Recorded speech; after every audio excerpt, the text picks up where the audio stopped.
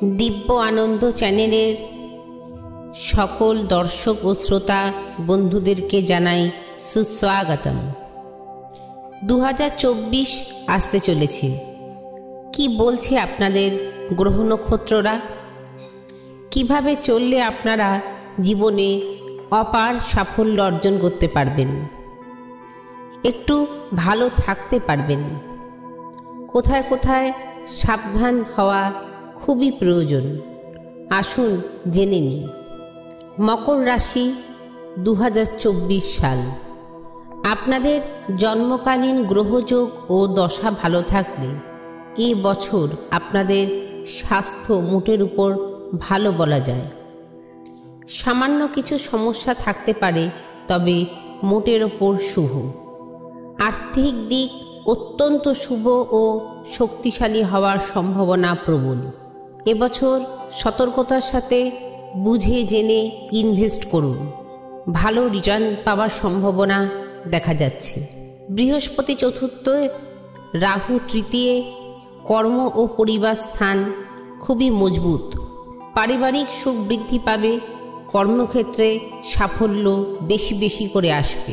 1 মে 2024 বৃহস্পতি আপনাদের পঞ্চমে অবস্থান করবেন।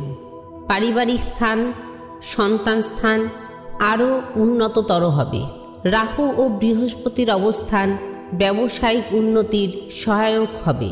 এই বছর মাঝে মধ্যে কিছু চ্যালেঞ্জের সম্মুখীন হবেন, তবে ভয় না পেয়ে সাহসের সাথে মোকাবিলা করুন। যত প্রতিকূল অবস্থা হোক না কেন, আপনারা জয়ী হবেন। বছরের শুরুতে আপনাদের রোম্যান্টিক সম্পর্কে সমৃদ্ধি বৃদ্ধি হবে। আপনার সঙ্গীর সাথে আপনার গভীর আস্থার ও বিশ্বাসের ঐকান্তিক সংযোগ স্থাপন হবে। আপনাদের বিবাহিত জীবন মোটের উপর ভালো। শিক্ষার্থীদের জন্য খুব খুব খুব ভালো বছর। পড়াশোনার প্রতি আপনাদের ফোকাস বাড়বে।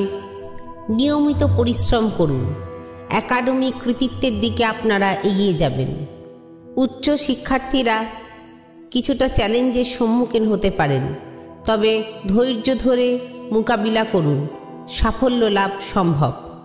সারা বছর নিজেদেরকে পজিটিভ রাখতে খুব নিপুণতার সাথে এই সাফল্যময় বছরটিকে আরও সুন্দর করে গড়ে নিতে প্রতিদিন 3 বার করে হনুমান চালিসা পাঠ করুন। নিজেদের গুরু মন্ত্র জপ করুন।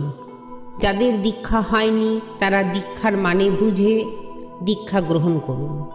ঈশ্বরের আশীর্বাদে আপনাদের জীবনে সুখ, শান্তি, সমৃদ্ধি বৃদ্ধি হোক, জীবন মঙ্গলময় হোক, আনন্দময় হোক, এই শুভেচ্ছা রইল। নমস্কার।